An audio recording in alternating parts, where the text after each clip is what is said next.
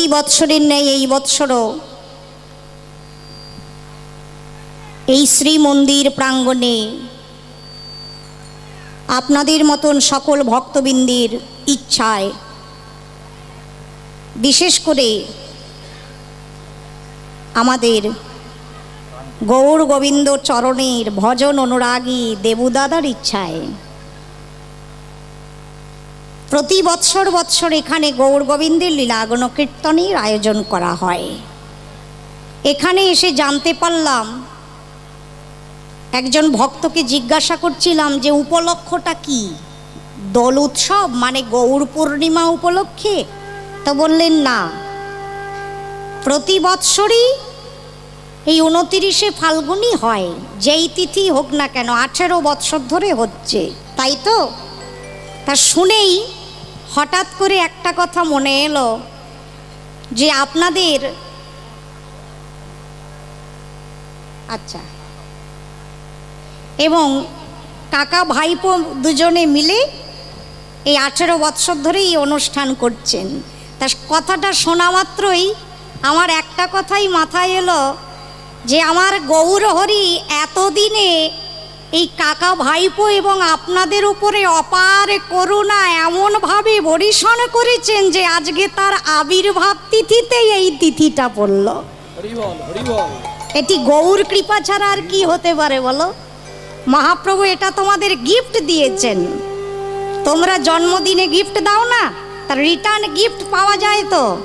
তা তোমরা মহাপ্রভুকে 18 বছর ধরে কীর্তন শোনাচ্ছ, 18 বছর পর আজ মহাপ্রভু তোমাদের রিটার্ন গিফট দিলেন, চলো আজকে আমার আবির্ভাবে ভক্তরা কীর্তন শোনো। এই যে কত ভাগ্য, মহাপ্রভুর যে কত করুণা তোমাদের ওপরে। আজকের এমন পূর্ণ তিথিতে আমার নদিয়ার চাঁদের শুভ আবির্ভাব 540তম সেই তিথিতে আপনারা এখানে বসে আছেন গৌর গোবিন্দের লীলাগুণ কীর্তন শুনতে। আজ তো দেবতারাও আপনাদের ভাগ্য দেখে হিংসা করছে, হায় রে আমরা যদি রাধানগরে মানুষ হয়ে জন্মাতাম আজকে একটু কীর্তন শুনতে পারতাম। তাই তোমাদের জন্য একবার এবং কাকা ভাইপোর জন্য একবার আমাদের সম্প্রদায়ের তরফ থেকে জয় জয় নিতাই গৌর সীতানাথ প্রেমানন্দে হরি হরি বল। আজ তো এখানে পর্যায় ভিত্তিক কোনো পালা পর্যায় কীর্তন হচ্ছে না, তাই আমার আজকে খুব ইচ্ছা একটি পালা গাইব। আমার খুব পছন্দের পালা, আমি গাইতে খুব ভালোবাসি। সেটি হচ্ছে গৌর গোবিন্দের সুবল মিলন, আমার খুব প্রিয়। তা তোমরাও তো আমার অপ্রিয় নও, তো প্রিয় মানুষদের প্রিয় জিনিস দেওয়াই ভালো, কি বলো? তা একটি প্রশ্ন করব, যদি কিছু মনে না করেন। করি?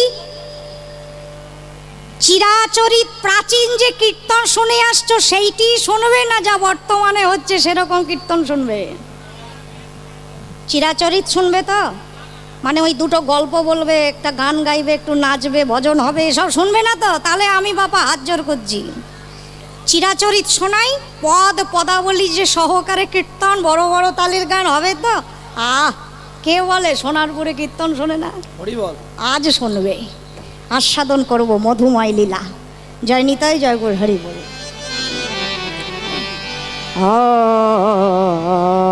আমার কথা পরিষ্কার শোনা যাচ্ছে? যাচ্ছে তো? বেশ, একবার উলু দাও যদি শোনা যায়। আসলে কি রাত হয়েছে তো, যাদের ঘুম পেয়েছে ওনারা সেবা নিয়ে বাড়ি চলে গেছেন। তোমরা যেও না যেন বাপু, আমরা অনেক দূর থেকে এসেছি তো, একটু বসো।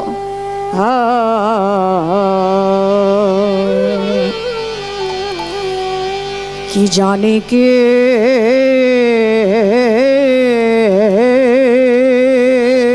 ভাবে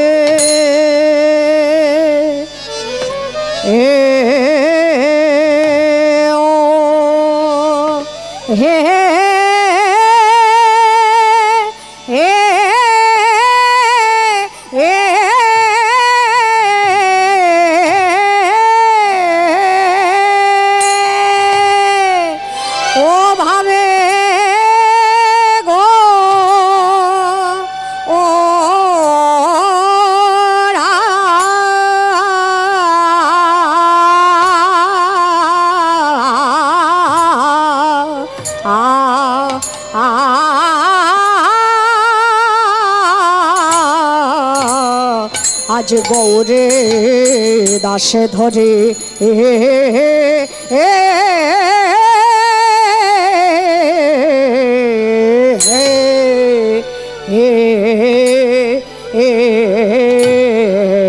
আজ কে জানে কে জানে কে ভাবে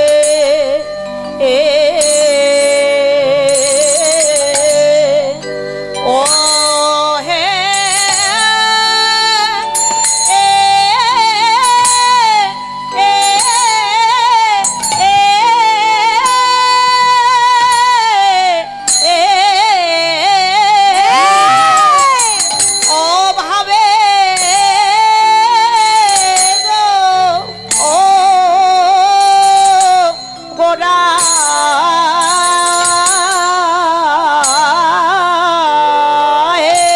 গোড়ার আমার ভাবে তো কিছু ও ও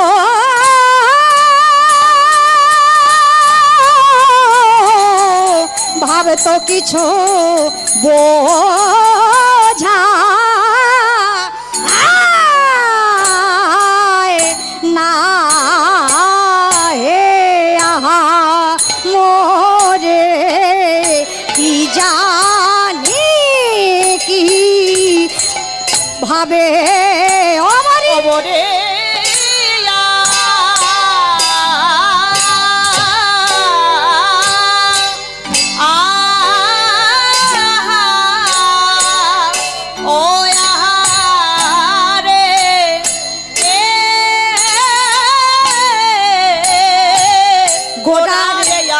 অমরে ভাবে তো কিছু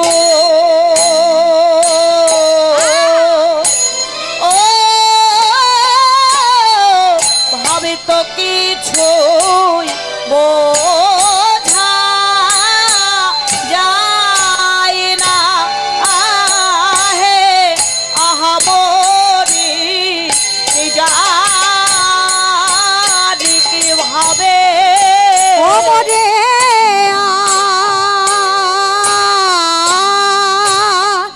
মরে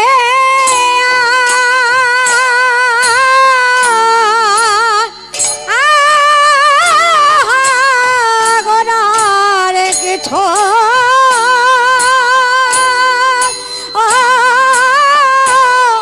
ভাবে তো কিছু বোঝা যায় না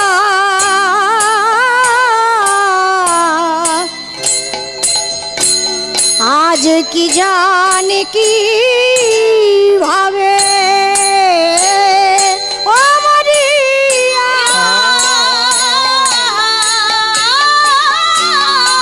গোড়ার ভাবে তো কিছু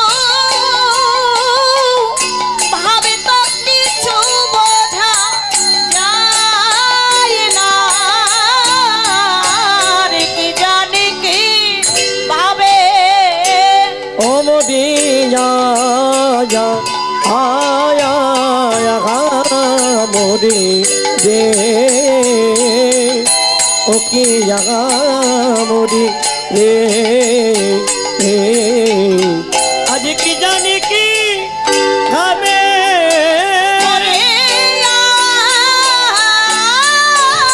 গোড়ার ভাবে তো কিছু ভাবে তো কিছু বোঝা যায় না কি জানি কি ভাবে এক ভক্ত এখন এসে বলছেন পরে যখন রাস হবে তা রূপ গাওয়া উচিত ছিল রূপ গাইব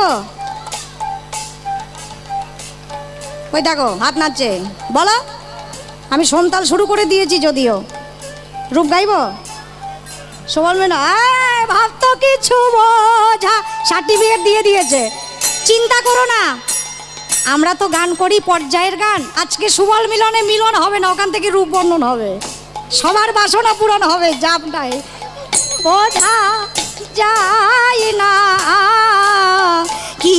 জানি কি ভাবে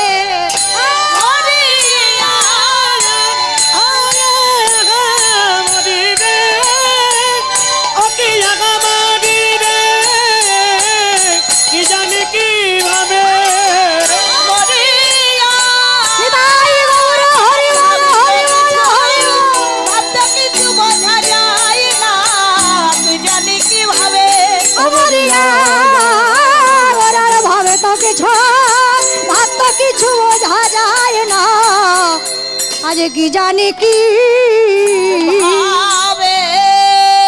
অবশ্য হইল অঙ্গ ও আহারে আহা মরি মরি আহারে আহা মরি মরি আহারে আহা মরি মরি আহা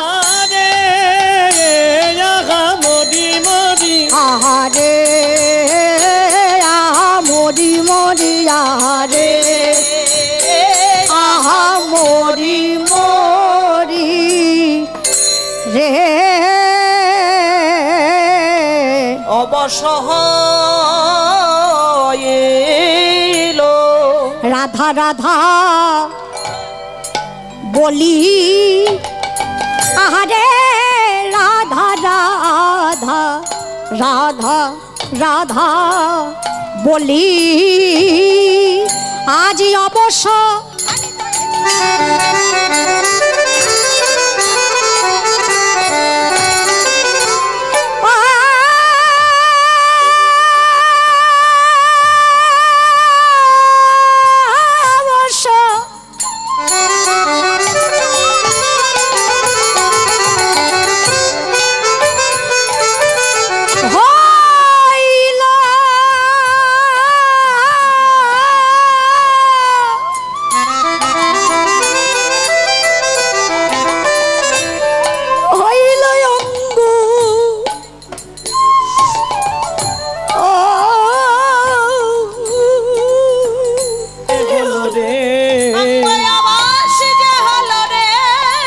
রাধা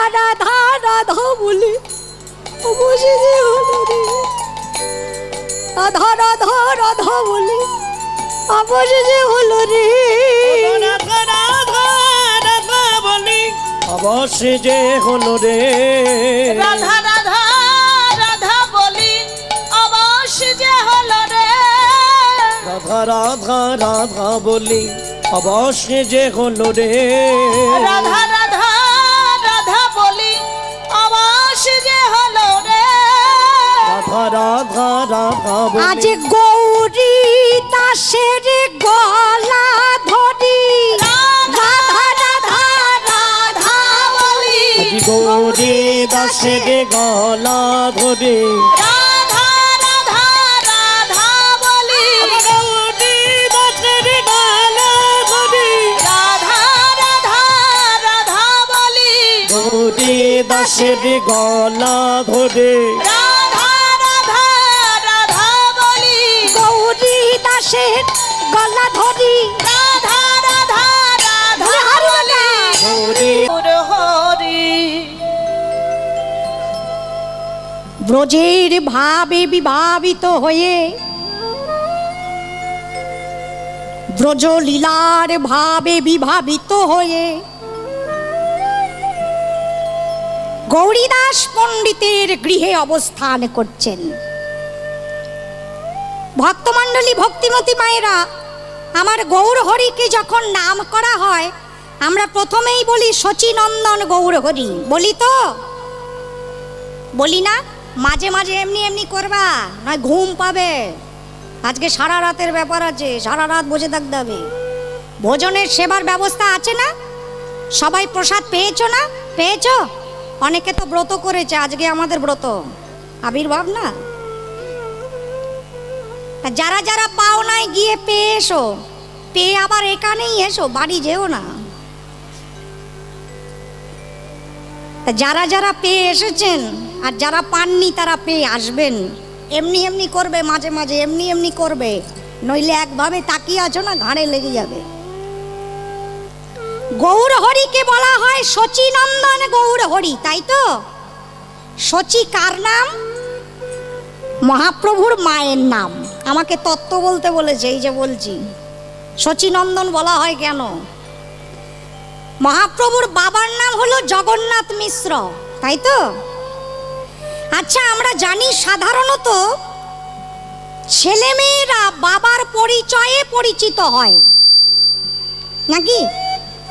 যদি এসে আমাকে কেউ জিজ্ঞাসা করে তুমি কার মেয়ে বা কার ছেলে, আমরা কার নাম করি? বাবার নাম। মায়ের নাম কেউ করি না। কিন্তু মহাজন বললেন ব্রজেন্দ্র নন্দন যেই শচীসুত হলো, সেই বলেননি কিন্তু জগন্নাথ সুত হইল, সেই বাবার নাম নেয়নি, কিন্তু নিয়েছে শচী মায়ের নাম। মায়ের পরিচয়েই বেশি পরিচিত হয়েছেন গৌরহরি। শচী দুলাল, শচী নন্দন, শচী সুত। স্বরূপ দামোদর গোস্বামী চরণ কর্চায় লিখেছেন শচী গর্ভ সিন্ধু হরিন্দু। তাহলে সব জায়গায় মায়ের নাম, মায়ের পরিচয়ে পরিচয় পেলেন প্রভু।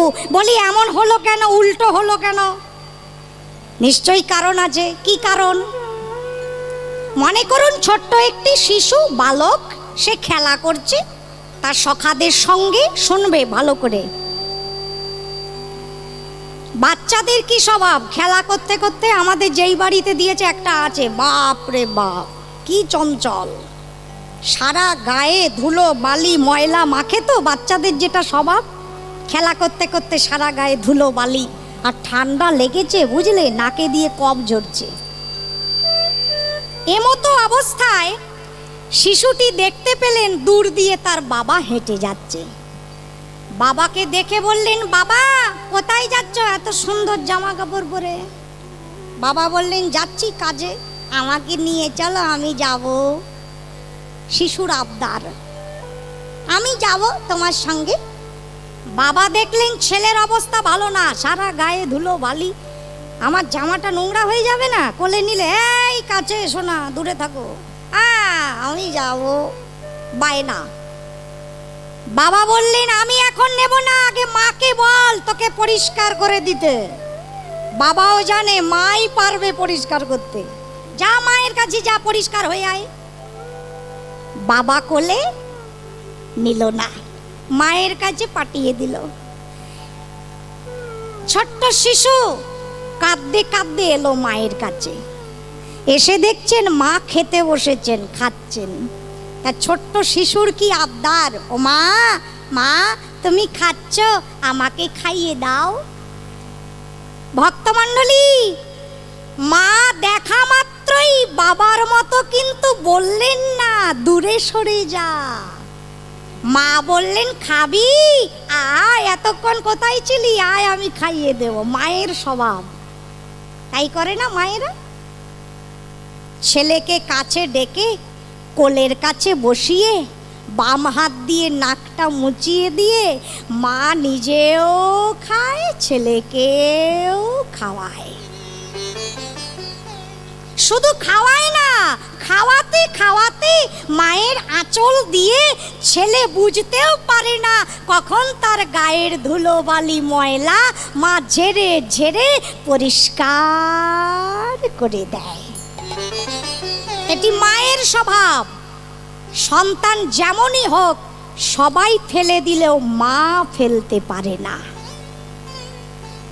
মায়ের পরিচয়ে পরিচিত হলেন গৌরহরি। কেন? কারণ মহাজন বোঝাতে চাইছেন এই যুগে যেই ভগবান এসেছেন, সেই গৌর ভগবানের স্বভাবটিও ওই মায়ের মতন। মা যেমন নোংরা ছেলেকে কোলে তুলে নেয়, অন্যান্য যুগের তুলনায় সব থেকে নোংরা হলাম আমরা বাবা।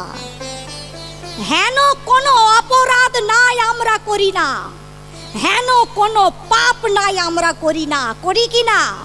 আমাদের পাপ পঙ্কিল দেহ, ময়লা দেহ, আমাদের সাধন নাই, ভজন নাই, কিচ্ছু নাই। এত নোংরা, এত ময়লা দেহ আমাদের, আমাদের দিকে তাকানো যায় না, এত পাপ করেছি আমরা। মহাপ্রভু মায়ের মতো বললেন, ওরে মা যেমন নোংরা ছেলেকেও কোলে তুলে নেয়, আমিও মায়ের মতন দুটি বাহু পসার করে তোদের দিকে বাড়িয়ে বসে আছি। একেবারে আয়ে আয়ে আমার কোলে আয় রে, আমার বলে আই রে, একবার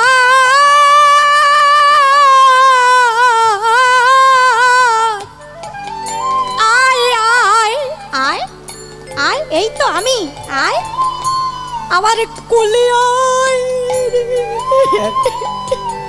একেবারে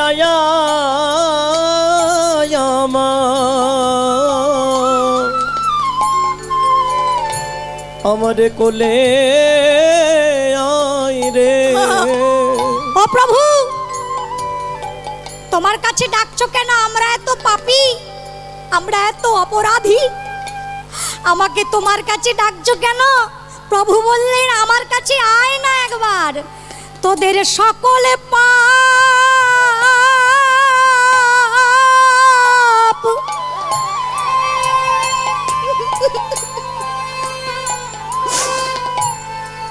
আমি ধোয়াইয়ে দেব।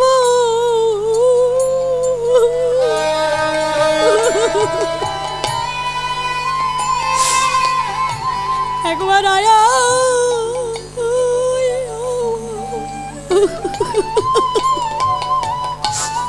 আমার কোলে আয় রে, তোদের সকলে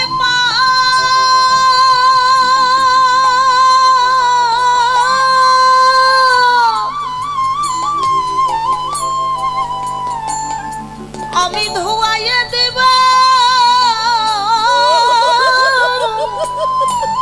তোরা আয় আমার কোলে আয় রে।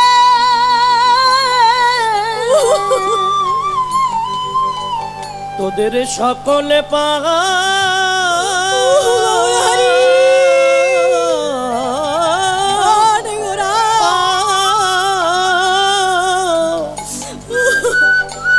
আমি ধোবাইয়ে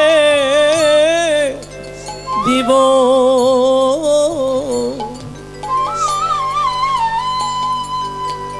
একবার আমার কাছে আয় রে। তোদের পাপ থাকবে না, আমি সব ধুইয়ে দেব। শুধু পাপই ধোবো না, আরো কি করব জানিস? তোদের প্রেমে ধনে আমি ধনী করিব। তোদের প্রেমে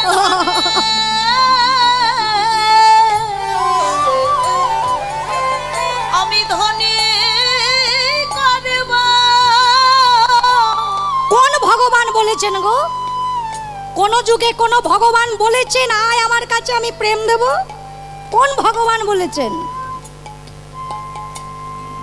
কবিরাজ গোসাই পাদ বলছেন, কৃষ্ণে যদি ছুটে ভক্তে ভক্তি মুক্তি দিয়া, কভু প্রেম ভক্তি না দেন রাখেন লুকাইয়া।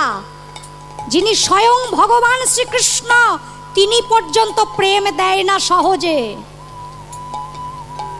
হেন প্রেম শ্রী চৈতন্য দিল যথা তথা, জগাই মাধাই পর্যন্ত অন্যের কাকথা। যেই প্রেম কেউ দিতে পারে না, কোনো যুগে দেয়নি কোনো ভগবান, আজ সেই অমূল্য ধন প্রেম গৌর হরি এমন ভাবে দিলেন, কোনো পাত্র বিচার করলো না, যাকে দেখেছেন তাকেই দিয়েছেন। আজকে যার আবির্ভাব জয়ন্তী, তার কথা না বললে হবে? যেই যুগে বাস করছি আমরা, আবার গৌর অবতার সার গোড়া অবতার, কেন না চিনিলি তারে? করি নিরে বাস গেল না তিয়াস, আপন করম ফেরে। কণ্টকের তরু সদাই সেবিলি, অমৃত ফলেরও আসে। সেই অবতারের সার গৌর হরি, যে প্রেম কেউ দিতে পারেনি, রাধারানীর সম্পদ। আজকে কত অনায়াসে প্রভু বলছেন, তোরা একবার হা গৌর বলে আমার কাছে আয়, আমি প্রেম ধনে তোদের ধনী করিব। হরি বল। ধনী করিব আমি প্রেমে ধনে ধনী করিব। তোদের কোনো অভাব আমি রাখব না, তোদের প্রেম আমি ধনী করিব। ও, আয় আমার কাছে। তোদের কোনো অভাব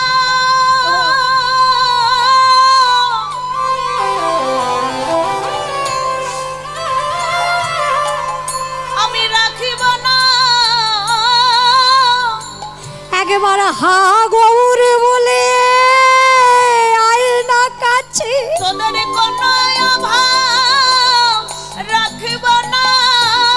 গোবর বলে আই না কাছে। তোদের কোনো